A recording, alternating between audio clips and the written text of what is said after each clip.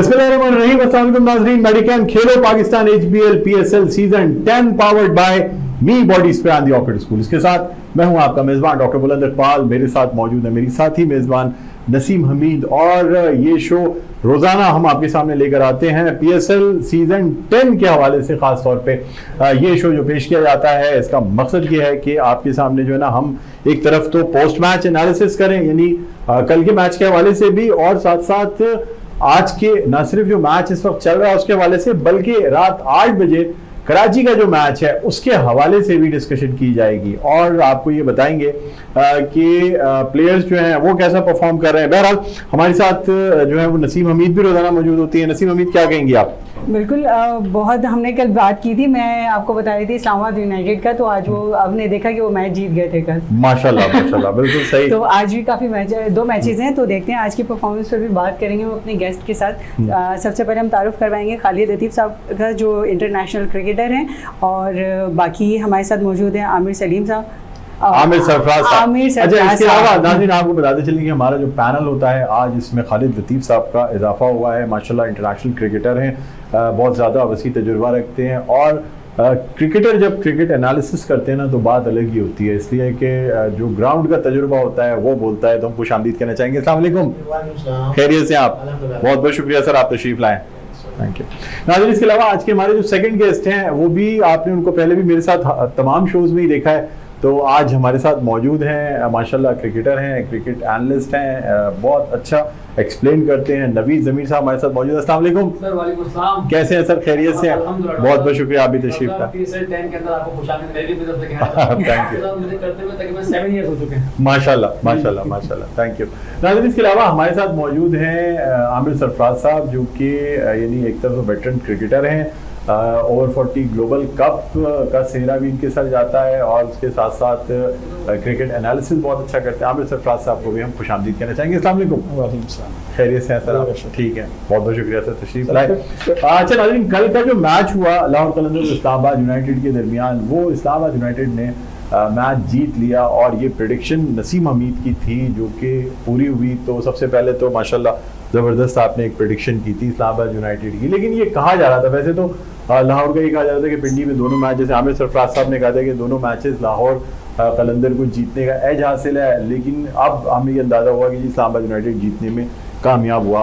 खालिद लतीफ़ साहब क्या कहेंगे कल के मैच के हवाले से? कल के मैच के हवाले से प्रेडिक्शन तो आपने बताई थी कि इस्लामाबाद यूनाइटेड जो है वो हार्ड फेवरेट है, और हमेशा से अच्छा खेल रही है। यंग टीम होती है इनकी, और जिस तरह उन्होंने नए लोगों के इलेक्शन करते हैं टीम के अंदर, तो ये बड़ी ज़बरदस्त चीज़ है। और जिस तरह आज तक ये PSL 10 तक जिस तरह इस्लामाबाद यूनाइटेड की टीम खेलती है, ये तो डोमिनेट करती है, क्योंकि उनकी टीम प्लानिंग, उनकी जो बैटिंग लाइन और बॉलिंग लाइन, और उनकी जो थिंक टैंक है, वो बड़े उसको बड़े तरीके से बड़े उसके ऊपर वर्क करके उसको जो बनाते हैं, और फिर उसके बाद डिस्प्ले आपके सामने है। सही कह रहे हैं। अच्छा, क्या कहती हैं नसीम, आप नवीद ज़मीर साहब से क्या पूछना चाहेंगे? बिल्कुल, मैंने हमेशा इनको प्रोग्राम में देखा है, और ये वो बातें कह रहे होते हैं कि जो जिस तरह से हम लोग सोचते हैं कि आवाम को सही वे में लेके जाना है, मतलब हमारे जो शौकीन हैं ना, जो क्रिकेट देखते हैं, जो क्रिकेटर लवर्स हैं, तो उनके लिए ये बड़ी बात होती है कि जो तज्जिया कर रहे हैं, जो स्पोर्ट्स के लिए बता रहे हैं, जो टीम्स का पूरा वे आउट आपको दे रहे होते हैं। तो नवीद ज़मीर साहब, आप क्या कहेंगे कि आज आप क्या कहेंगे कि 2 मैचेस हैं आज हमारे पास, एक पिंडी में है और एक कराची में? जी, बहुत शुक्रिया। PSL 10 के हवाले से एक तो आपका बड़ा इजाफा हुआ है इस पैनल पे, मैं देख रहा हूँ, तो बहुत खुशी है आपको देख कर कि आपका खुद ताल्लुक स्पोर्ट्स से रहा। खुशी नजर आ रही है। मैं बताता हूँ आपको, थोड़ा सा तज्जिया करते हैं मैचेस के हवाले से। देखें, PSL भी स्टार्ट हुआ है, आज सेकंड डे है मैचेस के, और कल जिस तरह से प्रेडिक्शन थी, हम समझ रहे थे कि लाहौर का जो स्टार्ट होगा बहुत ही ज़बरदस्त होगा, लेकिन लाहौर ने इंतहाई मायूस किया। पहले मैच के अंदर उनकी परफॉर्मेंस इतनी ज़बरदस्त तरीके से नजर नहीं आई, लेकिन देखिए अभी तो पहले मैचेस हैं, पहले मैचेस की बुनियाद के ऊपर हम किसी भी टीम को क्रिटिसाइज़ नहीं कर सकते। पहले मैच के हार से बहुत सारी टीमें सीखती भी हैं और आगे अपना को अच्छा परफॉर्म करेंगी और टूर्नामेंट में वापस लेकर के आएंगी। अब कराची का आज का मैच है, देखिए कराची में मैच खेला जाएगा, पिंडी में भी आज मैच है, तो डेफिनेटली सेकंड डे है। अब देखते हैं आज के मैच कौन सी टीमें विन करती हैं, ताकि अपने आप को टूर्नामेंट के अंदर अच्छे तरीके से प्रमोट कर सकेंगे। ठीक है, आप क्या कहते हैं आमिर सरफराज साहब? आप कह रहे थे कि लाहौर का पलड़ा भारी है। नहीं, मैंने ऐसा लग रहा था आपकी बातों से जैसे आप लाहौर को सपोर्ट कर रहे हैं। नहीं, अगर आप पूरा तजिया याद हो तो मैंने ये कहा था कि 10 विन इस्लामाबाद के हिस्से में और 9 क्वेटा ग्लैडिएटर्स के हिस्से में, दोनों तकरीबन बराबर टीमें हैं। और इस ग्राउंड में, पर्टिकुलर ग्राउंड में 2 मैचेस का एज हासिल था लाहौर कलंदर्स को। जी। और क्रिकेट के अंदर जो जिस दिन मैच हो रहा होता है वो हमेशा एक नया दिन होता है, जो माजी होता है उससे आपको थोड़ा सा सहारा तो मिलता है, लेकिन आपने जब तक परफॉर्म नहीं करेंगे उस ऑन दैट पर्टिकुलर डे आप प्रिडिक्ट नहीं कर सकते हैं। और जहाँ तक आज के मैच का ताल्लुक है, आज का मैच अभी मैं कुछ देर पहले स्टार्ट्स देख रहा था, बहुत अच्छा एक्साइटिंग चल रहा है। एक तरफ कोयटा की टीम ने बहुत ज़बरदस्त परफॉर्मेंस दी है, 216 रन का टारगेट सेट किया है या स्कोर किया उन्होंने इस वक्त इनके इस्लामाबाद के खिलाफ। और वहाँ से जो है बहुत अच्छी साइम बैटिंग कर रहे हैं। बड़ी खुशाइंद बात है कि वो इस वक्त मेरा ख्याल है कोई 40 से करीब रन कर चुके हैं और अच्छे फॉर्म में, जिसमें उनके 4 एक स्टाइलिश किस्म के छक्के भी शामिल हैं। ठीक है, ठीक है। अच्छा, अब ये भी आपको बताते चलें कि नाज़रीन, इस वक्त जो मैच हो रहा है कोयटा ग्लैडिएटर्स के दरमियान और पेशावर ज़ल्मी, ये मैच जारी है। 216 रन बनाए कोयटा ग्लैडिएटर्स ने 3 खिलाड़ियों के नुकसान पे मुकर्रर 20 ओवरों में 86 रन अब तक जो है वो पेशावर की टीम स्कोर कर चुकी है और 10 ओवर्स का मैच हो चुका है। यानी अब वैसे देखा जाए तो 86 रन कुछ भी नहीं है अभी, इसलिए कि अभी स्टिल जो है वो पेशावर ज़ल्मी को 129 रन चाहिए और अब 59 गेंदों पे ये रन दरकार हैं, इसलिए कि ओवर की कहानी खत्म हो चुकी है, अब गेंदों की बात आ चुकी है, इसलिए कि 10 ओवर से कम रह गए हैं। 10.1 ओवर का मैच ऑलरेडी हो चुका है। 3 खिलाड़ियों के नुकसान पे पेशावर ज़ल्मी ने जो है ये स्कोर बनाया है। अच्छा, आप मुझे बताते चलें कि बाबर आजम का 0 पे आउट हो जाना जो है ना वो बड़ा शॉक लगा है, क्योंकि साइम अयूब वो अपने हिस्से के 40 रन कर गए और उसके बाद जो है वो बाबर आजम चूँकि 0 पे आउट हो गए। पहले ही कहा जा रहा था बाबर आजम की फिटनेस की वजह से बड़े सवालात थे, कल के प्रोग्राम में भी हम डिस्कस करना चाहते हैं। खालिद लतीफ़ साहब क्या कहेंगे? पहले से प्रेडिक्ट किया जा रहा था कि बाबर आजम कोई सरप्राइज दे जाएंगे, मुश्किल है कि इस दफ़ा चल सके। असल में ऐसी बात नहीं है, मैं समझता हूँ कि जैसे Mohammad Amir world class bowler है, उन्होंने उनको आउट किया है और बाबर आजम है, जिस तरह की एक्सपेक्टेशंस उनके साथ हैं, इस तरह की पाकिस्तान की अवाम लोग चाहते हैं, हर दफ़ा प्लेयर्स उस तरह परफॉर्म नहीं होता और इस वक्त वो मेंटली भी थोड़ा सा आपको पता है कि इस तरह प्रेशर है पाकिस्तान टीम का परफॉर्मेंस का और आजकल जो है वैसे भी लोग जो है उनके पीछे लगे हुए हैं, उनकी बैटिंग एवरेज हो रही है और ये इंजरीज वगैरह जो है ये प्लेयरों के साथ चलती हैं। तो डेफिनेटली बाबर आजम का नाम जो है बड़ा है, बड़ी इज्जत है और इस तरह के वो प्लेयर है इस वक्त पाकिस्तान के नंबर 1 प्लेयर, उनसे एक्सपेक्टेशन है अगर जब वो अच्छा परफॉर्म नहीं करेंगे या किसी भी स्टेज पे आके या पाकिस्तान के लिए हो या जैसे आज PSL के लिए आउट हुआ पेशावर ज़ल्मी के लिए, तो अगर जैसे वो आउट हो जाते हैं तो वो के लिए ठीक बात नहीं है। जैसे साइम अयूब खेल रहे हैं माशाल्लाह 41 रन पे नॉट आउट चल रहे हैं, प्लेयर है, अपकमिंग प्लेयर है और ये इनकी जोड़ी बड़े अरसे से मैं देख रहा हूँ ये साथ है। साइम अयूब पे जो है वो बड़ा भरोसा करती है उनकी टीम, तो मैं समझता हूँ कि बाबर आजम को जो है इंजरी डेफिनेटली कह रहे हैं जी अनफिट है थोड़े से, लेकिन ये चीज मैं नहीं समझता कि इफेक्ट डालनी चाहिए, तो मोहम्मद आमिर को भी क्रेडिट जाता है ना कि उन्होंने तो अपनी परफॉर्मेंस दिखा रहे हैं। अच्छा, आप बताएं क्योंकि आप एथलीट हैं, ये इंजरी कितना इफेक्ट करती है? वैसे बहुत ज़्यादा, मतलब अगर आपकी अच्छी परफॉर्मेंस हो और मैच के दौरान अगर आपको थोड़ा सा भी ऐसा फील हो रहा होता है कि वो हमें पता होता है कि या तो हम डाइट या हमारा रेस्ट टाइम नहीं अच्छा होता या हम इस तरीके से ट्रेनिंग नहीं कर पा रहे होते हैं, तो वो इंजरीज जो है बहुत मैटर करती है किसी भी परफॉर्मेंस के लिए, चाहे वो किसी भी फील्ड में हो, एथलेटिक्स हो, क्रिकेट हो, अदर्स स्पोर्ट्स का भी यही हाल होता है। लेकिन इंजरीज़ के बावजूद खेलना, प्लेयर्स की हिम्मत और हौसला अफजाई करना बहुत ज़रूरी होता है। चलिए कोई बात नहीं, बाबर आजम ने आज नहीं परफॉर्म किया, आने वाले मैचेस, अभी तो PSL स्टार्ट हुआ है तो अभी हम देखते हैं, क्या पता बहुत सारी चीजें चेंज होती रहे इस मैचेस में। नवीद ज़मीर साहब आप क्या कहेंगे? क्योंकि देखिए प्लेयर्स और इंजरीज दोनों का बहुत करीब ब्रेक के लिए भी कहा जा रहा है, तो पहले हम ब्रेक ले लें। क्या ख्याल है एक छोटी, क्योंकि नवीद ज़मीर साहब से बात आप जिक्र छेड़ देंगे, नवीद ज़मीर साहब जरा लंबी बात करते हैं, आपके साथ हमेशा ही होता है और इनका मेरा एक मजाक भी है कि जब इनकी बारी आती है तो उसमें ब्रेक हो जाता है या प्रोग्राम का टाइम खत्म हो जाता है, कहते हैं मेरी बारी में 1 लाइन का जवाब, 1 लाइन का, बाकी सबसे बड़ी बड़ी बात है। बहरहाल एक छोटे से वक्फे के बाद दोबारा आपकी खिदमत में हाजिर होंगे, कहीं ना जाइएगा, देखते रहिए हमारा खुशी शो मेडिकैन खेलो Pakistan HBL PSL 10 powered by me body spray and the orchid school.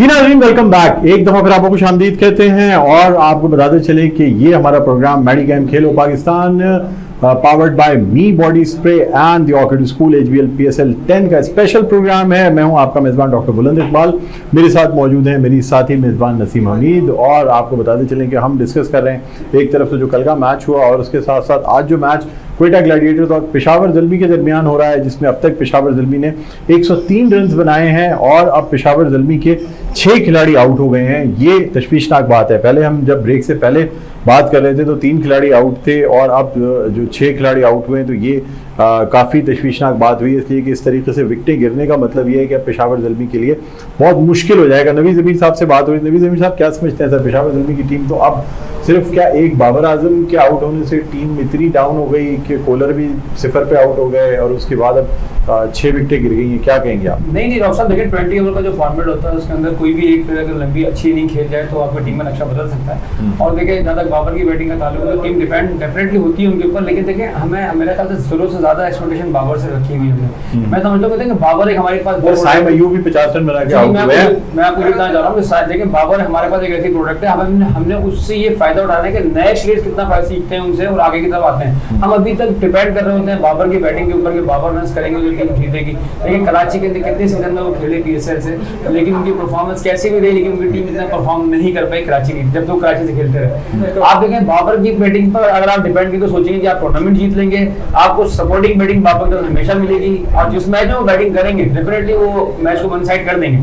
इसमें कुछ नहीं, वो लंबी इनिंग खेलना जानते हैं, उनको पूरे हिस्से करना आता है। लेकिन हमें बाबर की एरा से निकलना पड़ेगा, हमें नए प्लेयर्स पर ज्यादा जाना चाहिए, नए प्लेयर्स को भी चाहिए कि बाबर पर से प्रेशर कम करें। देखिए बाबर बैटिंग करने आता है, उसको एक सपोर्टिंग प्लेयर चाहिए। जैसे साइम अय्यूब बैटिंग कर रहे हैं तो इस वक्त डेफिनेटली बाबर अगर खड़े होते तो मैच बड़ा आसान हो जाता, लेकिन वो प्रेशर बाबर के आउट होने से साइम पर आया। साइम ने बैटिंग तो बहुत अच्छी करी, लेकिन 50 रन करने के बाद वो आउट हो गए।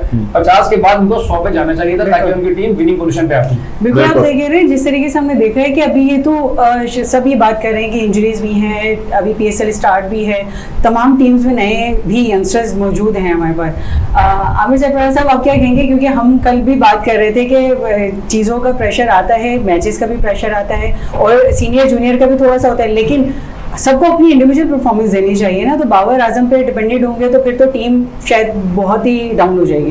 देखें इस बार ये सवाल आपको खालिद लतीफ साहब से करना चाहिए था, उनके पास इनकी तरफ भी आएंगे एक्सपोजर है। अच्छा खैर, मैं इस बात का जवाब अपनी दानिश पे ये दूंगा कि अगर आप बड़े प्लेयर हैं और आप एक टीम का हिस्सा हैं, आप इंटरनेशनल क्रिकेट खेल रहे हैं, तो आपको अपनी इनिंग को मैनेज करना आना चाहिए। प्रोफेशनलिज्म जिसे हम कहते हैं, जिस किस्म की भी कंडीशन हो, जिस किस्म का भी एनवायरनमेंट हो, वहाँ पे आपको उन चीज़ों के अंदर अपने आप को अप्लाई करना होता है, अडॉप्ट करना होता है और उसके बाद आगे बढ़ना होता है। अगर आप जिस टेक्निक के साथ ऑस्ट्रेलिया की विकेटों पे खेल रहे हैं, उन्हीं टेक्निक के साथ पाकिस्तान में आके खेलेंगे तो शायद इतना सक्सेसफुल नहीं हो सकेंगे और वाइस वर्सा। तो जो कंडीशंस हैं उनको अडॉप्ट करना पड़ेगा। मैं आज जो अपने ये जो हमारे जूनियर क्रिकेटर्स खेल रहे हैं, उनमें सबसे बड़ी कमी जो देखता हूँ वो ये देखता हूँ कि वो उनकी टेक्निक जो होती है वो हर कंडीशन में मोर और लेस सेम होती है बजाय, मतलब इसमें हम सिर्फ अज्यूम ही कर सकते हैं ना। काश कि वो आज उनको उनके साथ ऐसे लोग मुंसलिक हो, ऐसे सीनियर लोग मुंसलिक हो, चाहे वो कोच की सूरत में हो, चाहे वो टीममेट्स की सूरत में हो, जो उनको गाइड कर सकें कि आपने अपने आप को हर कंडीशन में अप्लाई करना है और उसके हिसाब से जो है अपनी इनिंग को और अपनी बॉलिंग को आपने मोल्ड करके आगे बढ़ना है। ठीक। अच्छा खालिद लतीफ साहब क्या कहेंगे, साइम अय्यूब भी 50 रन बना के आउट हुए, हुसैन तलत भी आउट हो गए, ब्रायंट भी 0 पे आउट, अचानक से 3 विकेटें एक साथ जो है ना, एकदम ऐसा लग रहा है जैसे पेशावर की टीम कोलैप्स कर गई। कोलैप्स तो करने का डॉक्टर साहब, असल में जब 216 रन का जो टारगेट है ना वो कोई इतना आसान नहीं है, और जब आपके मेन बैट्समैन आउट हो जाएं, जैसे शुरू में बाबर आजम आउट हो गए, बाद में साइम अय्यूब जो है वो 50 रन बना के आउट है, उसको इस बैटिंग को, उसकी इनिंग को 100 में कन्वर्ट करने चाहिए थे, नहीं तो 90s के करीब जाते। लेकिन ये जो आजकल की जो क्रिकेट है ना, ये मॉडर्नाइज हो चुकी है, इसमें बड़ी चीज़ें जो है ना वो चेंज हो गई हैं। तो पाकिस्तान के जितने भी लोग हैं या जितने भी थिंक टैंक है, वो उनको ये सोचना ही चाहिए कि जब भी पाकिस्तान टीम हो या हमारी कोई भी ऐसा PSL में कोई सी भी टीम हो, जब उस पर प्रेशर बनता है तो उसी तरह विकेट गिरना शुरू हो जाती है बनस्बत दूसरी टीमों के।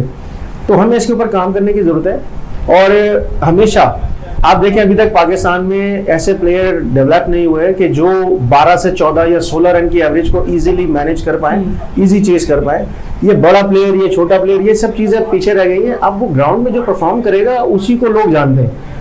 अब चीजें जिस तरह दौर चेंज हो रहा है, इसी तरह लोगों का माइंडसेट चेंज हो गया। तो ये जो चीज़ है ये हम कैरी करके चले जा रहे हैं। जब तक प्लेयर्स को भी और इनके कोचेस को भी इसके ऊपर काम करना पड़ेगा। अगर ये नहीं करेंगे तो इसी तरह पीछे रह जाएंगे। नए प्लेयर जो बच्चे आ रहे हैं वो उसको सीखेंगे, फिर इसमें टाइम लग जाएगा।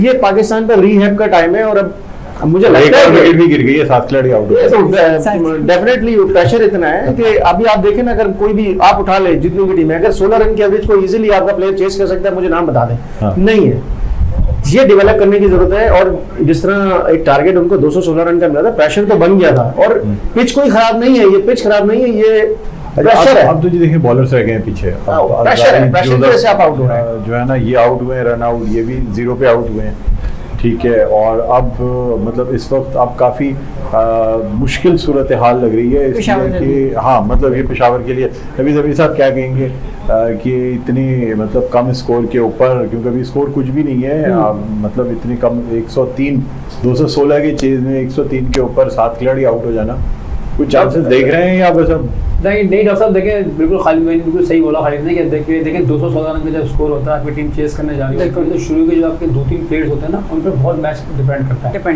एक तो वो पार्टनरशिप थोड़ी सी दी जाए, अगर 70-80 रन की पार्टनरशिप चली जाती है पहली विकेट के ऊपर, तो एक थोड़ा सा मोमेंटम बनता है। अब आने वाला जो प्लेयर होता है, अगर वो उसके बाद 20-25-30 करता चला जाए, और एक प्लेयर ने लंबी नहीं खेलनी होती है जो शुरू के बैट्समैन नहीं खेलता है कोई, अगर ऐसा हो जाए तो मैच बन जाता है। कोई बड़ा मुश्किल नहीं है। देखें अब जो क्रिकेट हो गई है उसके अंदर 216 रन बन सकते हैं, बिल्कुल पहली टीम बना सकती है तो दूसरी भी डेफिनेटली बना सकती है। लेकिन सिर्फ यहाँ पे प्लानिंग का काम फुकदान हो जाता थोड़ा सा। और जो भी बाहर बैठे हुए उनके मैनेजमेंट के लोग बैठे हुए, जो कोचेस बैठे हुए, उन्होंने क्या प्लान बना के दिया, उनका प्लान एग्जीक्यूट नहीं हो पाया। अगर फ्लॉप हो गया तो टीम भी फ्लॉप हो जाती है। तो मैं समझता हूँ कि ऐसे इतने बड़े मैच के अंदर एक इनिंग आपकी तरफ से किसी भी एक बैट्समैन ने लंबी इनिंग खेलनी होती है, 100 रन चाहिए। चले हम एक ब्रेक की तरफ जाएंगे। नसीम आप ब्रेक लें, उसके बाद बिल्कुल हम अभी प्रोग्राम को जारी रखेंगे और हमारे जो गेस्ट हैं बिल्कुल वो अपनी तजात से हमें आगाह करते रहेंगे, और जो मैच है उस पर बात होती रहेगी। मिलते हैं छोटे से ब्रेक के बाद।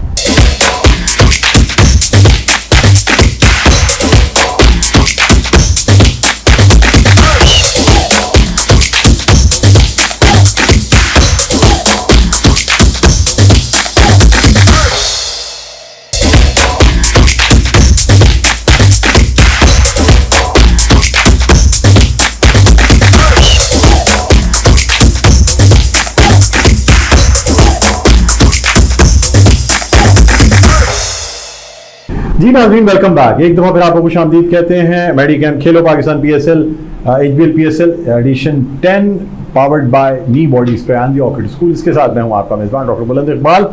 और नाज़रीन यहाँ हमारे साथ मौजूद है मेरी साथी मेज़बान नसीम हमीद भी हमारे साथ हैं। और ब्रेक पे जाने से पहले जो है वो हमारी गुफ्तगू हो रही थी, क्योंकि पेशावर ज़ल्मी और कोयटा ग्लैडिएटर्स के दरमियान जो है बड़ा ज़बरदस्त मैच जारी है। और जब हम ब्रेक से वापस आते हैं एक आध विकेट गिर जाती है। अब पिछले ब्रेक में तो 3 विकेटें गिर गई थी, अब फिर 1 विकेट गिर गई, 8 खिलाड़ी आउट हो गए। 117 रन के मजमूई स्कोर पे 12.5 ओवर्स का जो खेल है वो अब तक हो चुका है। और हमारे तजियाकारों का अब ये कहना है कि जी बहुत मुश्किल है अब पेशावर ज़ल्मी को जो है ना, बस अब इस मैच के हवाले से तो फातिहा पढ़ लेनी चाहिए।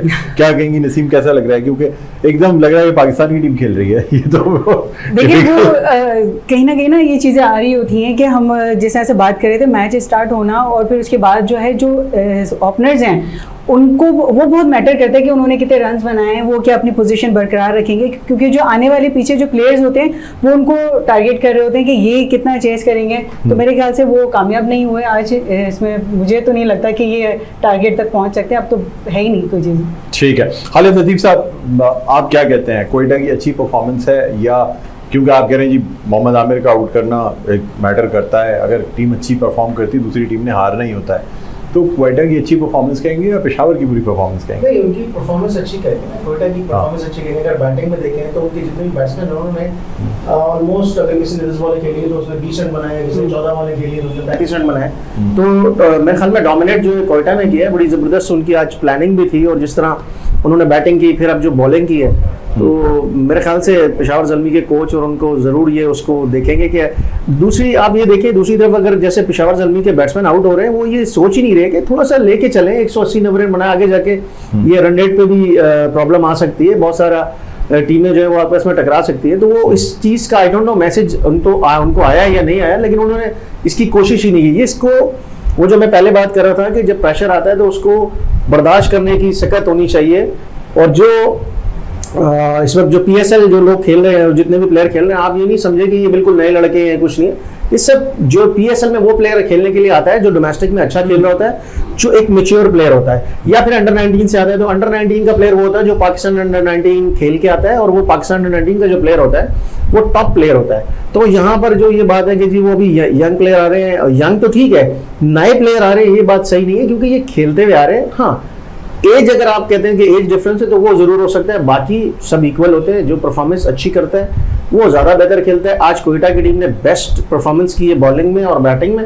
पेशावर ज़ल्मी आज नॉकआउट हो गई है, कम रही है, ठीक है। अच्छा, मुझे नबी ज़मीर आप बताइएगा कि कोयटा ग्लैडिएटर्स जो है ना वो 3-4 PSL से बड़ा मायूस करते चले आ रहे हैं, और नदीम उमर साहब की टीम, जबकि एक ज़माने में कहा जाता था कि शायद ये बेस्ट टीम है, पहले PSL से हम देख रहे थे, फिर उन्होंने कप भी उठाया, 5 दफ़ा फाइनल में आ रहे, फिर कप उठाया, लेकिन फिर ऐसी परफॉर्मेंस गई, सरफराज के साथ साथ टीम ही बैठ गई थी। अब क्या समझ रहे हैं आप? असल में देखिए, कोयटा की टीम जितना खेल रही थी उसमें हम देख रहे थे कि नदीम उमर की वजह से, स्पेशली सरफराज की वजह से एक प्रेशर टीम पे बिल्ड हुआ था। हाँ, जो बहुत सारे लोग समझते थे कि शायद सरफराज जिस तरह पाकिस्तान क्रिकेट टीम से आउट हो चुके हैं, अब उनको शायद कोयटा की तरफ से भी उनको एज ए कैप्टन नहीं खिलाना चाहिए, लोगों की थिंकिंग थी। तो और मेरे ख्याल से शायद उनकी मैनेजमेंट की भी कोशिश थी कि टीम तो जीते, और वो सरफराज की सलाहियतों से फायदा उठाना चाहते थे। लेकिन देखिए, क्रिकेट के अंदर जो ना जो आपका टाइम गुजर जाता है ना, वो गुजर जाता है। आने वाले टाइम पे आपको तैयारी करनी होती है नए दिन की। तो मेरे हिसाब से थोड़ा सा प्रेशर था। देखें, इस वक्त उन्होंने चेंज लाया बिल्कुल, जैसे सरफराज को उन्होंने वो टीम में भी नहीं है और मैनेजमेंट में बैठे हुए हैं, और उनकी सलाहियतें डेफिनेटली वो वहाँ पे फायदा उठा रहे होंगे। तो मैं समझता हूँ इसका चेंज नजर आना चाहिए था, और वो नजर आया आज के मैच के अंदर। जिस तरह कोयटा ने परफॉर्म किया है, तो डेफिनेटली एक प्रोफेशनल टीम से यही तवक्को होती है कि जब कोई चीज़ नए फैसले आते हैं तो उसके प्लानिंग भी बिल्कुल नए तरीके से होती है। तो डेफिनेटली मैं समझता हूँ कि इसका रिजल्ट हम लोग को नजर आ भी रहा है, और कोयटा की टीम इस दफा लग रहा है जैसे उन्होंने स्टार्ट लिया है। देखिए, किसी भी टीम के लिए बड़ा इंपॉर्टेंट होता है कि पहले मैच में अगर उनको अच्छी जीत मिल जाती है तो फिर आगे वाले टूर्नामेंट आगे वाले मैचेस में उनके प्रेशर कम हो जाता है। तो शायद कोयटा अपना प्रेशर कम करने में कामयाब हो गई है। बिल्कुल, जिस तरह से हम देख रहे हैं कि एक और खिलाड़ी आउट हो गए, 9 खिलाड़ी आउट हो चुके हैं पेशावर ज़ल्मी के। खालिद साहब, मुझे बताइएगा कि हम बात कर रहे थे ना कि टीम बनाना और टीम को लेकर चलना और उसकी परफॉर्मेंस पे बात करना, तो आपको लग रहा है कि तमाम टीम्स जो हैं वो इस चीज़ पे ध्यान दे रही हैं कि हमने जो भी टीम्स उतारनी है उसकी परफॉर्मेंस बेस्ट है, हमने ट्रेनिंग बहुत अच्छी की है, न्यूट्रिशन बहुत अच्छे हैं हमारे पास, मतलब लग रहा है आपको ग्राउंड में कि ऐसी टीम्स उतर रही हैं जो बिल्कुल तैयारी के साथ? डेफिनेटली देखिए, पेशावर की टीम को देखे तो मुझे नहीं लग रहा नहीं, आज आप ये वो ऐसा भी नहीं है, एक मैच में होता है। मैं ये जैसे आपने सवाल किया, इसमें ये होता है कि ये PSL की टीम है, ये फ्रेंचाइज सिस्टम है, इसमें फ्रेंचाइजों ने प्लेयरों को पिक किया है, उनको पैसे देती है, तो ये टोटली प्रोफेशनल सारी चीज़ें हो रही हैं। इसमें न्यूट्रिशन भी मौजूद हैं, ट्रेनर भी मौजूद हैं, कोचेस भी मौजूद हैं, और जो प्लेयर खेल रहे हैं उनको सिर्फ कोचिंग क्या चीज़ है, ये कोचिंग जो है ना ये छोटे बच्चों को की जाती है। कोचिंग ये एक अब सिस्टम बन गया है कि जी कोच होना जरूरी, कोच इसलिए होना जरूरी होता है कि वो प्लान करता है, बिल्कुल मैच का प्लान होता है, टीम का प्लान होता है, उसको वो करता है। तो हम लोग उसको ये सोचते हैं कि जी कोच की, अब अगर आप देखें दुनिया में जहाँ कहीं भी जाएंगे वहाँ पे कोच के ऊपर इसलिए सारा मलबा गिरता है कि प्लानिंग सारी कोच की होती है, खेलना प्लेयरों ने होता है। तो यहाँ पर यह है कि जो कोचेज हैं, और वो भी प्रोफेशनल कोचेज हैं, उनको पैसे दे रही है फ्रेंचाइज। डेफिनेटली जो टीमें खेल रही हैं, जैसे आज कोयटा खेली, उनके जो मैनेजमेंट है वो खुश होगी, उनकी प्लानिंग अच्छी थी। और जो हारी जैसे ज़ल्मी की टीम है, उनके कोचेज आज ही यहाँ से जाते साथ, नहीं तो कल सुबह दोबारा उनको लेकर बैठेंगे और पूरा प्रोजेक्टर के ऊपर सारी चीज़ें देखी जाएंगी, कहाँ गलती है। बड़ी प्रोफेशनल तरीके से ये जो है ना बिहेव करते हैं। तो मैं समझता हूँ कि सारी चीज़ें मौजूद हैं। ये एक ऐसा प्लेटफॉर्म है प्लेयरों के लिए कि जहाँ पे प्लेयर्स आके अपनी परफॉर्मेंस करते हैं और फिर वो पाकिस्तान के लिए एलिजिबल हो जाते हैं। और आजकल तो बड़ा आसान है पाकिस्तान टीम में, जिस तरह की चेंजिंग्स आ रही हैं, जो नए यंगस्टर आ रहे हैं, जो यंगस्टर है उनके लिए बड़ा चांस है कि परफॉर्मेंस करें यहाँ से और पाकिस्तान टीम में जाए, और वहाँ जाके जिस तरह होता है जज करेंगे ना, इसमें होगा परफॉर्मेंस जज नहीं करते, इसमें परफॉर्मेंस होगी। यहाँ की परफॉर्मेंस जो है वो PCB के सिलेक्टर PCB उसको देखेगा और वो आगे उनको कंसिडर करेगा कैंपों में। ठीक है। अच्छा, आमिर सरफराज साहब क्या कहेंगे सर, अब क्योंकि इस ब्रेक के बाद फिर हम जरा अपने कराची और मुल्तान सुल्तान पे भी बात करेंगे, क्या कहते हैं आप? ओवरऑल आज के रिजल्ट के बाद आपको लगता है कि डेफिनेटली जो एक टीम के अंदर बैलेंस नज़र आया है वो कोयटा ग्लैडिएटर्स का बहुत अच्छा एक उनकी बैटिंग परफॉर्मेंस और सारी चीज़ें देख के बल्कि शायद मुझे ये कहना चाहिए कि आज के मैच के रिजल्ट पे नहीं, ओवरऑल अगर टीमों पे आप नज़र रखें तो मुझे कराची और कोयटा दोनों की टीमें बहुत बैलेंस नज़र आ रही हैं। और कराची जितनी बेहतर नज़र आ रही है इस दफ़ा, अब अगले मैच के अंदर पता चल जाएगा जब मुल्तान सुल्तान के खिलाफ वो उतरेंगे। एक बात चल रही थी बाबर आजम के हवाले से। बाबर आजम नो डाउट पाकिस्तान की तारीख के जो गिने चुने बैट्समैन हमारे यहाँ गुजरे हैं जो बेहतरीन, वो उनमें से एक हैं। बिल्कुल। और अब मैं समझता हूँ कि साइम अयूब जो इस वक्त आए हैं वो भी एक अपकमिंग बैट्समैन है। और अल्लाह का शुक्र है कि मैंने एक यानी कुछ उनको मैचेस में देखने के बाद, जब उनको डोमेस्टिक के अलावा कोई कहीं नहीं जानता था, तो उनके बारे में एक पेशन गोई की थी कि ये वो बैट्समैन मुझे लग रहा है कि जो आगे पाकिस्तान क्या दुनिया के अंदर अपना एक नाम बनाएगा, और अल्लाह ताला ने उसको मौका दिया और अपनी सलाहियतों से वो आगे चला गया। इस जैसा प्लेयर जिस टीम के अंदर होगा उसके साथ खड़े होने वाला दूसरा जो प्लेयर है वो पूरी अपनी टीम को मैनेज करके, अपनी इनिंग को मैनेज करके जा सकता है, क्योंकि साइम अयूब ना सिर्फ रन स्कोर कर रहा होता है बल्कि दूसरे के लिए आसानियां भी पैदा कर रहा होता है। बिल्कुल। आज मतलब बाबर आजम जहां बहुत बड़ा प्लेयर है, उसकी किस्मत अच्छी है कि वो साइम जैसे ओपनर के साथ बैटिंग करने जा रहा है जिसपे ज्यादा प्रेशर और ज्यादा एक्सपेक्टेशन नहीं है। लोग आज जो है ना कहते हैं कि साइम अयूब को हम खेलते देखना चाहते हैं और साइम अयूब रन करे, और बाबर को पूरा पूरा मौका है कि वो लेके चले। खालिद ने एक बात बहुत अच्छी कही कि या जैसे नवे ज़मीर ने भी अभी हमारे ऑफ एयर भी बात चल रही थी कि कोचिंग का जो रोल है वो एक महदूद हद तक रह गया है और उसको यंगस्टर्स की हद तक रखना चाहिए। लेकिन जो सबसे इंपॉर्टेंट चीज़ है ना वो है मेंटली आप किसी को एजुकेट करें, प्रोफेशनली उसको समझाएं कि आपने मैच को कैसे लेके चलना है।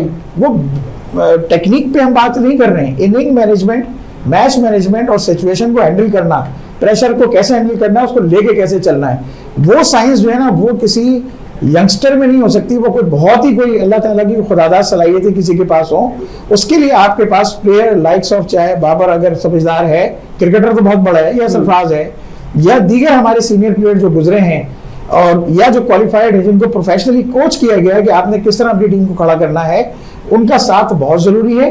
रॉ टैलेंट को जब वो पॉलिश करके और उनको ग्रूम करके चलेंगे तो जो उनकी इनिंग में तशनगी रह जाती है, जैसे भी एक बात और हुई थी क्या साइम को 50 पे आउट नहीं होना चाहिए था, और बहुत अच्छी बात की गई कि जी इन प्लेयर्स को, इन टीमों को ये देखना चाहिए कि वो किसी भी सूरत के अंदर जो है ना वो अपनी इनिंग को जल्दबाजी में ख़त्म ना करें। आप अपने जो डिस्टेंस है उसको कम करें ताकि आगे के मैचेस में रन रेट और सारी चीज़ों को आप संभाल के चल मैनेज किया जा सके। सर एक ब्रेक की तरफ जाना है, नसीम ब्रेक लें, उसके बाद फिर वापस आते हैं। जी नाज़रीन, बिल्कुल ये गुफ्तगू का सिलसिला तो यहाँ चलता रहेगा, बहस भी होगी और मैचेस पे भी बात होगी। मिलते हैं छोटे से ब्रेक के बाद।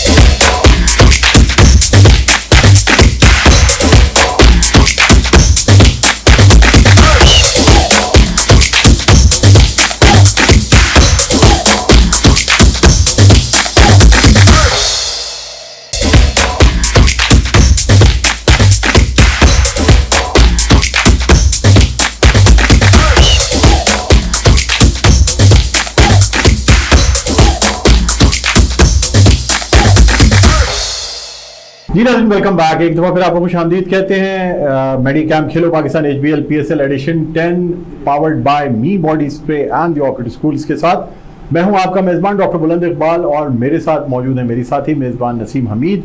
हम बात कर रहे हैं आज के मैच के हवाले से, और आपको बताते चलें कि अब जो मैच है उसमें जो है वो पेशावर ज़ल्मी की पूरी टीम 136 रन पे आउट हो गई 15.1 ओवर में, और कोयटा ग्लैडिएटर्स ने ये मैच जीत लिया है और 80 रन से ये मैच जीता है आज का। क्या कहती हैं आप, यानी 80 रन से मतलब थोड़ा सा एफर्ट करना चाहिए था पेशावर की टीम को। इतना ज़्यादा जो है हम देख नहीं रहे थे कि मतलब इतना स्कोर जो है डिस्टेंस आएगा ना, मतलब बहुत ज़्यादा हो गई है। लेकिन ये कि बहरहाल अभी आगे मैचेस भी हैं तो क्या पता है नेक्स्ट मैच में बहुत अच्छा परफॉर्म कर जाएं। बिल्कुल। तो नाज़रीन, अब हमारे साथ जो गेस्ट मौजूद हैं, खालिद लतीफ़ साहब हमारे साथ मौजूद हैं, नवी ज़मीर साहब हमारे साथ मौजूद हैं, आमिर सरफराज साहब मौजूद हैं। अच्छा, आपको भी बताते चलें कि अब से कुछ देर के बाद कराची किंग्स और मुल्तान सुल्तान्स का मैच जो है हमारे शहर यानी कराची में होने जा रहा है, और नेशनल स्टेडियम में ये मैच है। रात के 8 बजे रखा गया है, और आज वीकेंड भी है तो एक बड़ा क्राउड देखने को मिलेगा। लेकिन हम फिर भी पहले इस मैच के हवाले से कहना चाहेंगे, सर क्या कहेंगे आप? देखिए, कराची का मैच है, कराची में तो आपको पता ही है फिर कराची की जिस तरह की पब्लिक है और वो चाहती है कराची की टीम, ज़ाहिर सी बात है होम एडवांटेज होता है टीमों को, और कराची की टीम जो है उस वक्त डेविड वार्नर जो है उनकी टीम के कैप्टन भी ये खेल रहे हैं। तो मैं समझता हूँ कि कराची में बड़ा मज़ा आएगा मैच देखने का। दूसरी मुल्तान सुल्तान की टीम भी बड़ी बैलेंस टीम है, लेकिन ये है कि कराची को होम एडवांटेज है। मैं यही बात कर रही थी कि जिस तरीके से हम देख रहे हैं ना, कराची का माहौल थोड़ा है ना फीवर हो जाएगा, क्रिकेट फीवर जो है लोगों का, तो वो बड़ा देखने को मिलता है। और फिर जैसे हम बात करें कि वीकेंड भी है तो तमाम लोगों का रुख जो है वो स्टेडियम की तरफ होगा, जिस तरह से क्राउड होगा, तो दोनों टीम बहुत अच्छी हैं। आप क्या कहेंगे अली आमिर सरफराज साहब, कैसे किस तरीके से हम ये देख रहे हैं मैच आज का, क्योंकि कराची किंग्स और मुल्तान सुल्तान की भी परफॉर्मेंस हमने पिछले मैचेस में देखी है, PSL में काफ़ी अच्छी परफॉर्मेंस रही है उनके। जी, यकीनी तौर पे मुल्तान सुल्तान का जो पल्ला है वो हमेशा से कराची के खिलाफ भारी रहा है, लेकिन इस टूर्नामेंट के अंदर जहां एक अच्छी चीज़ हम कह सकते हैं कि डेविड वार्नर को कप्तान बनाना, और अगर वो उनकी क़यादत के ज़रिए, उनकी सलाहियतों के ज़रिए, उनके तजर्बे के ज़रिए अगर हमारी डाउन द लाइन जो यंगस्टर हैं अगर उनको फ़ायदा पहुँच सके तो वो बहुत अच्छा होगा। लेकिन मुझे ऐसा लगता है कि शायद ये वक्त नहीं था कि उनको कप्तान बनाया जाए, क्योंकि शान मसूद आपकी नेशनल टीम के कप्तान हैं। ये हम कल भी डिस्कस कर रहे थे। हैं। जी। तो अब आज पर्टिकुलर उस मैच और उस टीम के हवाले से हम बात कर रहे हैं ना, तो उसमें हमें मुझे ऐसा लगता है कि जनाब ये उनका जो कॉन्फिडेंस है ना वो शेक हुआ होगा एज कैप्टन, और ये डेंट कर सकता है जब वो इंटरनेशनल क्रिकेट की क़यादत करने जाएंगे, जब उनको एक फ्रेंचाइज की टीम की क़यादत से हटा दिया गया है। तो शायद ये राइट टाइम नहीं था। अगर आपकी प्लान के अंदर अब वो शामिल नहीं है और उनको पाकिस्तान की टीम की क़यादत नहीं करवानी, तब तो ठीक है, मतलब, लेकिन अदरवाइज जो है ना, मेरे ख्याल में ये फैसला बहुत अच्छा नहीं था। नवीद जमीर साहब जो है कुछ सोच रहे हैं, मतलब कुछ बोलने की कोशिश कर रहे हैं कि आप बताइए कि आज के मैच के हिसाब से, क्योंकि दोनों टीम्स को आप देख रहे हैं, तो आज आपकी कौन सी फेवरेट टीम है? देखिए, अभी हमें मैंने बड़ी ज़बरदस्त बात बोली, और मैं इसको यहाँ पे क्या कहते हैं, आपको ये कहना चाहूँगा कि हमें यहाँ सोचना चाहिए कि एक फ्रेंचाइज को कप्तान नहीं बना रही, उसको पाकिस्तान का कप्तान बना रहे हैं, तो ये तो हमारे लिए लम्हा फिक्री है, लोगों के लिए, हमारी डोमेस्टिक क्रिकेट के लिए, हमारे PCB के लिए सोचना चाहिए कि जब एक इंटरनेशनल प्लेयर आता है जो कि रिटायर्ड हो चुका है, आप वो एज ए कैप्टन खेल रहे हो और हमारा सिटिंग कैप्टन उसमें टीम में आप उसको हमें जगह दिलाने पड़ रहे, तो ये हमारी सिलेक्शन कमेटी पे बहुत बड़ा निशान है कि हम ऐसे प्लेयर को कप्तान बना ही कैसे सकते हैं जिसकी परफॉर्मेंस नहीं निकल के आ रही है, टीम भी रिजल्ट नहीं दे पा रही है, तो ये में आदमी बना रहे हो तो अच्छी सिलेक्शन ही नहीं है ना। पाकिस्तान के लिए सिलेक्शन अच्छी नहीं की थी, जिसने कप्तान बनाया, जब आप फ्लाइट से लेकर के लाके बिठाएंगे किसी को तो रिजल्ट भी ऐसे आएंगे जो रिजल्ट आप देख रहे हैं। आप कैसे किसी को क्रिटिसाइज कर सकते हैं? बात सारी की सारी ये है कि आपने पाकिस्तान टीम का बेड़ा गर्क कर दिया सिर्फ किस वजह से, अपनी मर्जी के अपने लोगों को कप्तान लाने के लिए। यार आप पाकिस्तान के साथ क्या मजाक कर रहे हो? आप देखो किसको बनाना है कप्तान, आपने पूरी टीम का बेड़ा गर्क कर दिया। एक कप्तान चल रहा तो लंबी टाइम खिलाओ, तो खेलने दो टीम के साथ, उससे आप नए खिलाड़ी लेके आए। अभी आप कंपेरिजन कर रहे हैं कि आपने शान मसूद, आप ये सोचो ना कि आपके पाकिस्तान बोर्ड खड़ा हो कहाँ पर है, आपने उसके साथ किया, आपने उस प्लेयर को भी जाया कर दिया, उसको खराब कर दिया। पहले उसको आप इस लेवल पर तो लेके आते हैं कप्तानी के काबिल होता। जैसे अभी आप देख रहे हैं जिसमें हमारी जो उनको बनाया हुआ T20 के माजी में हमारे पास बहुत सारी मिसालें हैं। अगर आप देखें 4 साल के वक्फे के बाद राशिद लतीफ़ साहब पाकिस्तान की टीम की क़यादत डायरेक्ट की। इसी तरह मिसबाहुल हक जो ऑलमोस्ट इनका कैरियर ख़त्म हो चुका था, क्योंकि उनकी जगह को मोहम्मद यूसुफ ने और यूनुस खान ने फिल कर दिया था, और वो फिर फवाद आलम भी उस ज़माने में शायद मौजूद थे, तो उनको दोबारा वापस लाके टीम को बेहतर करने के लिए कप्तान बनाया गया। तो ऐसी बहुत सारी मिसालें हैं। बात ही है ना, देखिए अगर आप ये बात करेंगे तो शायद ज्यादती उस वक्त शुरू हुई जिस वक्त पाकिस्तान की टीम टॉप की टीम थी और सिर्फ थानापरस्ती का शिकार होके एक आपने मंजे हुए कप्तान को और इसको भी अप्रिशिएट नहीं करना चाहिए। मैं एग्री करता हूं, उसको अप्रिशिएट नहीं किया, उसको भी डिनाई किया, उस वक्त भी किया। आप जिस सिस्टम को लेके आना चाह रहे थे, आपका इशारा ये नहीं कि शान मसूद को कप्तान बनाना, मैं खुद कहता हूं कि उसको अप्रिशिएट नहीं करना चाहिए। लेकिन अब दो ही चीजें ना, अगर आपके प्लान में शामिल है तो ये भी गलत फैसला है कि फ्रेंचाइज का कप्तान नहीं है, और अगर आपने बिल्कुल अगर ये फैसला कर लिया है कि अब वो पाकिस्तान की उसको जरूरत नहीं है एज कैप्टन, तो ठीक है, आप किसी और को अनाउंस करें। तो देखें फ्रेंचाइज की मर्जी है ना, इसको किसको कप्तान बनाए, वो प्रोफेशनल पैसे दे रहे हैं, उनकी मर्जी पे डिपेंड करता है। ये तो खालिद साहब आप क्या कहेंगे? क्योंकि जिस तरह से बहस बहुत ज्यादा हो गई मतलब कैप्टनसी के ऊपर, लेकिन परफॉर्मेंस पे फर्क पड़ेगा आज मैं डिफरेंट कराची किंग्स की उस पे बात करता हूँ कि जैसे डेविड वार्नर है ना, वो T20 स्पेशलिस्ट है, और शान मसूद है वो पाकिस्तान की T20 टीम के कैप्टन नहीं है, उनको डिफरेंट उसमें कैप्टन है। तो मेरे ख्याल में क्यों आप देखें शान को जो है ना अभी पाकिस्तान की T20 टीम में शायद नहीं है, अभी भी नहीं है, तो उनको वहाँ कंसिडर किया नहीं जाता। और ये फ्रेंचाइज क्रिकेट है, फ्रेंचाइज में ये होता है, फ्रेंचाइज जो है वो मैंने जैसे पहले बताया बड़ा प्लान करके वो अपनी टीम बनाते हैं। तो डेविड वार्नर जो है वो इंटरनेशनली बड़ा उनका बेशक रिटायर हो गए, लेकिन अभी वो रिटायर इसलिए हुए कि जितने भी रिटायर प्लेयर हैं वो आप देखें दुनिया की सारी लीग्स में खेल रहे हैं, लीग्स में बहुत ज़्यादा जो है ना आजकल बड़ा चार्म है, लोग खेलते हैं। तो कराची किंग ने उनको जो कैप्टन बनाया है, शान को जो हटाया, वो इसलिए हटाया है कि उनका जो समझ लें कि शान मसूद से उससे जिस तरह अभी कंपेयर कर रहे हैं, बात हो रही थी, तो वो डेफिनेटली इसलिए कर रहे हैं कि जी पाकिस्तान का नाम आ रहा है, लेकिन पाकिस्तान टीम की T20 के कैप्टन नहीं है। तो डेविड वार्नर जो है वो बड़े ज़बरदस्त प्लेयर हैं और वो उनको कहीं पर भी खेले, ऑस्ट्रेलिया के कैप्टन रहे हैं, उसके बाद अब वो यहाँ आके खेलेंगे। तो PSL, उनके आने से PSL का थोड़ा सा कद थोड़ा सा ऊंचा हुआ है, क्योंकि इंटरनेशनली जिस तरह अभी आप देख रहे हैं कि IPL भी हो रही है, लेकिन वो यहाँ के खेल रहे हैं, ये बहुत अच्छी बात है। पाकिस्तान सुपर लीग के लिए बड़ा खुशाइन बात है ये। तो आप ये चीज़ को छोड़ दें कि वो कैप्टन है या वो नहीं, आप ये देखें कि दोनों का एक माइंडसेट क्या है, फ्रेंचाइज का माइंडसेट क्या है, और दोनों की जो कैपेबिलिटी है बैटिंग की वो क्या है। ठीक है। तो दोनों बहुत ज्यादा डिफरेंट है। शान बेशक पाकिस्तान के कैप्टन, लेकिन वो T20 के लिए कंसिडर नहीं होते, ये T20 स्पेशलिस्ट। अच्छा जरा एक प्रेडिक्शन ले लेते हैं, क्योंकि अब हमारे लास्ट 2-3 मिनट्स रह गए प्रोग्राम की एंडिंग में, तो मैं प्रेडिक्शन लेना चाहूँगा। आमिर सरफराज साहब सीनियर, इनसे स्टार्ट करते हैं। क्या कहेंगे कराची किंग्स और मुल्तान सुल्तान के मैच के हवाले से? हमेशा से मुल्तान सुल्तान का पल्ला भारी रहा है, लेकिन मुझे लगता है कि इस वक्त जो कॉम्बिनेशन हमें नज़र आ रहा है, अब वो डेफिनेटली कराची को एज देगा, और कराची में खेल रही है, तो इंशाल्लाह कराची की तरफ रिजल्ट जाएगा। ठीक, आप क्या कहते हैं नवीज़ अमीर साहब? बिल्कुल, मैं भी इस बात को समझता हूँ कि डेविड वार्नर के आने से टीम का पल्ला काफ़ी भारी रहेगा कराची का। लगता तो यही है कि कराची रिजल्ट ज़्यादा बेहतर देगी मुल्तान के कंपेयर। जी, और मेरे ख्याल से वार्नर के आने से जो है कराची का थोड़ा सा एज ज़्यादा है उनको, होम एडवांटेज। मेरे ख्याल में सबसे अच्छे इंटरनेशनल प्लेयर्स इस वक्त कराची किंग्स के पास हैं। ठीक है। नसीम, आप क्या कहती हैं? मैं तो कराची किंग्स की मैं सपोर्ट में हूँ बिल्कुल। ठीक है। चलिए नाज़रीन, अब ये वक्त बताएगा कि कौन सी टीम जीतती है। कल जब हम 5:30 बजे शाम में प्रोग्राम आपके सामने लेके आएंगे, तो उस वक्त इस पर डिस्कस करेंगे कि किसकी प्रिडिक्शन सही रही, किसकी प्रिडिक्शन गलत रही। खालिद लतीफ़ साहब आपका बहुत बहुत शुक्रिया, नवीज़ अमीर साहब आपका बहुत बहुत शुक्रिया, आमिर सरफराज साहब बहुत बहुत शुक्रिया। नाज़रीन, अब यहाँ आज का प्रोग्राम जो है ना वो अपने अख्ताम पर पहुँचता है, और उम्मीद करते हैं कि कराची की जो आवाम है वो मैच देखने के लिए जाएगी। आपकी अपनी टीम खेल रही है, कराची के नेशनल स्टेडियम में मैच हो रहा है, तो इसलिए कोशिश ये करें कि जाएं, मैच देखें। जो मज़ा स्टेडियम में मैच देखने में ना वो किसी चीज़ में नहीं है। तो क्या खैर इजाज़त लेते हैं नाज़रीन, अब इंशाल्लाह कल आपसे मुलाकात होगी। मुझे बुलंद इकबाल को, मेरी साथी मेज़बान नसीम अमीन को इजाज़त दीजिए। अपना बहुत ख्याल रखिएगा। अल्लाह हाफ़िज़।